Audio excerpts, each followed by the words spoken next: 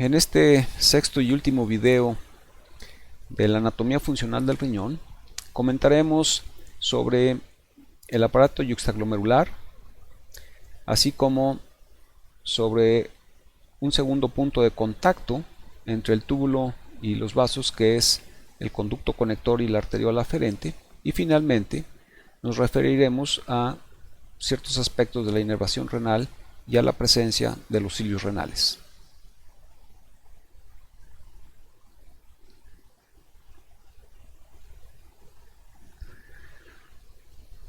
Hay una máxima en la fisiología renal que dice que todo túbulo regresa al glomérulo y a la arteriola aferente de cual nace,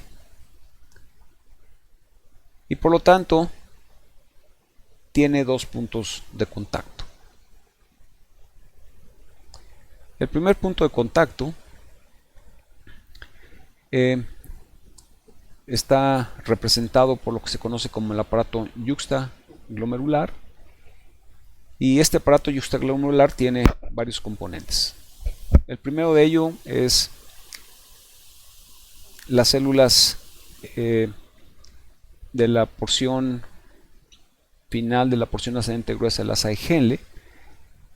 Estas células son unas células epiteliales intratubulares que sensan la concentración de cloro intratubular, y al sensar esta concentración de cloro, entonces a través de mensajeros que ya revisaremos después, envían información a través de las células mesangiales extraglomerulares a las células granulares de la arteriola aferente, así como a las células de músculo liso también de la arteriola aferente. Todo ello constituye entonces lo que se conoce como el aparato yuxtaglomerular. El segundo sitio de contacto está dado por la porción final del tubo contorneado distal, que se conoce con el nombre de conducto conector. Este conducto conector, que ya hemos descrito, propicia o es el sitio de generación de una hormona natriurética que se conoce con el nombre de urodilatina. También es un sitio importante porque representa el segundo sitio de contacto entre el túbulo y los vasos y la arteriola aferente, de manera entonces que veremos que este punto de contacto es importante para el control de la filtración glomerular. Vamos un poquito más allá sobre el aparato yuxtaglomerular, y entonces comentábamos que una vez que termina la porción ascendente gruesa de la Ziegler, comienza una zona que se conoce con el nombre de mácula densa. En una fracción de esta zona, estas células epiteliales tienen la característica de sensar la concentración de cloro intratubular, y a través de las células mesangiales extraglomerulares entran en contacto, pues, o son mediadoras para una señal que va a dar a las células granulares de la arteriola aferente, así como también a las células musculares lisas de la arteriola aferente. Todo ello constituye el aparato yuxtaglomerular.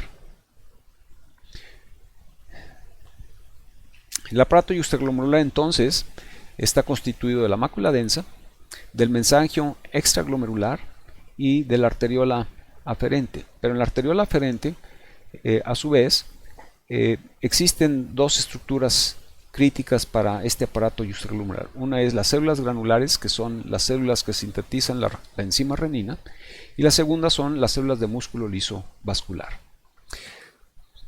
He puesto esta diapositiva aquí porque necesito hacer claro para ustedes un par de hechos. Aquí tengo la arteriola aferente. Estas células que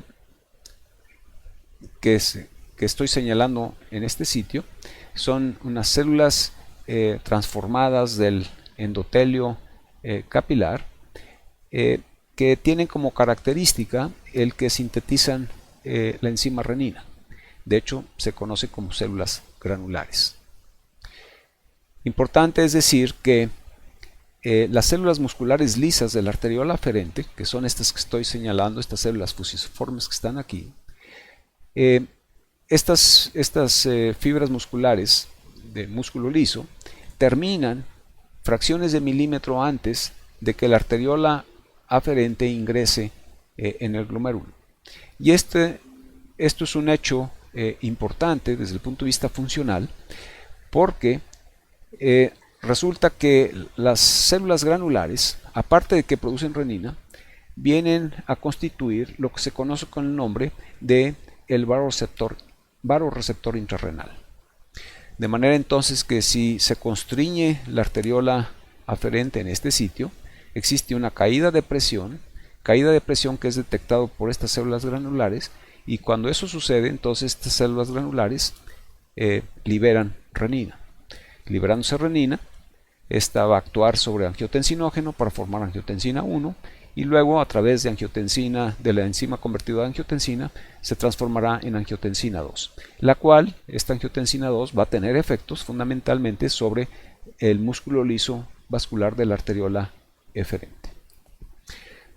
El segundo aspecto que quiero comentar es que los nervios renales inervan tanto a las células del músculo liso vascular de la arteriola aferente como a las células granulares de la arteriola aferente.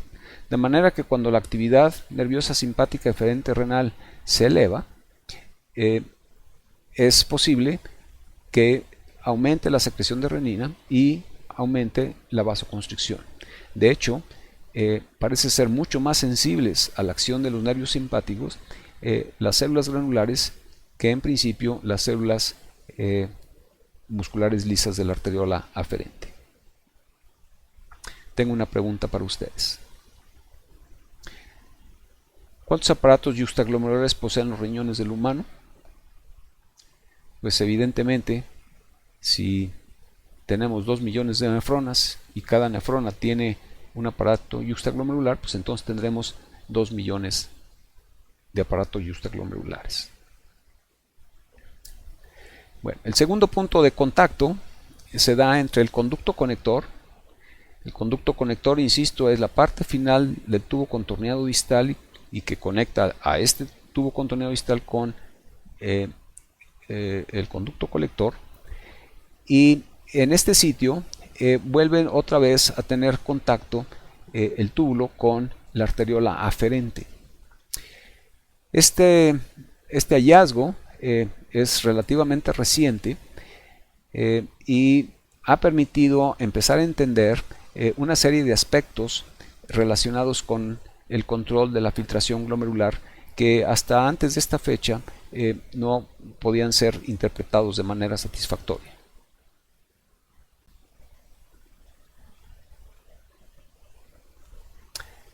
Bien, los riñones como buenos órganos pues tienen inervación, y esta inervación puede ser tanto aferente como eferente.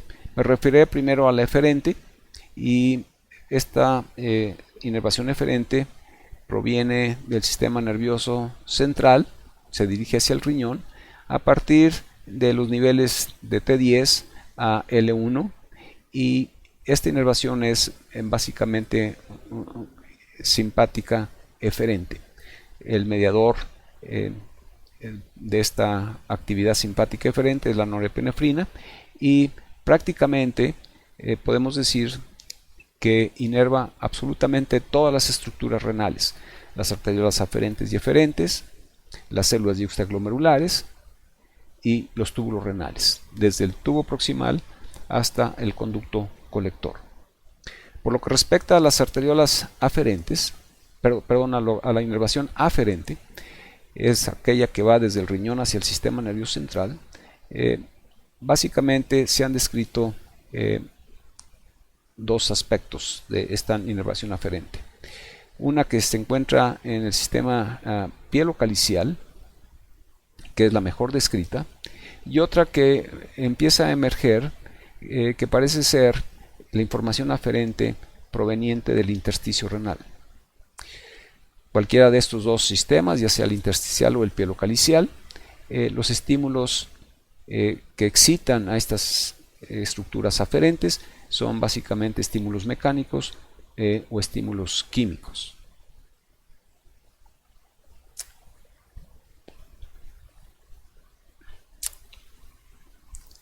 Bien,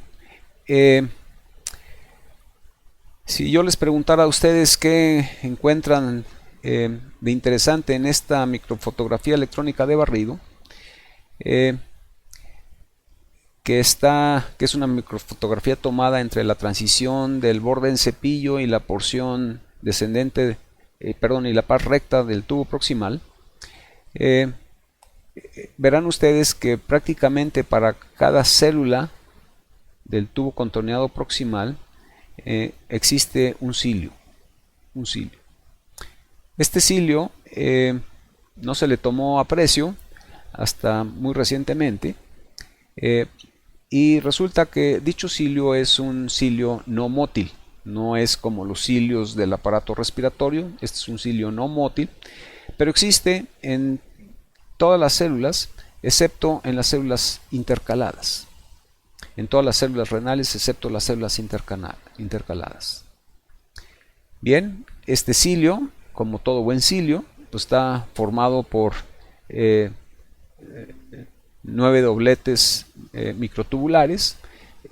A diferencia de los cilios mótiles, no tiene el doblete central, y recordarán ustedes que los cilios, a final de cuentas, son estructuras que derivan del cuerpo basal de todas las células, y específicamente para el caso del cilio renal, que es no mótil, pero que puede ser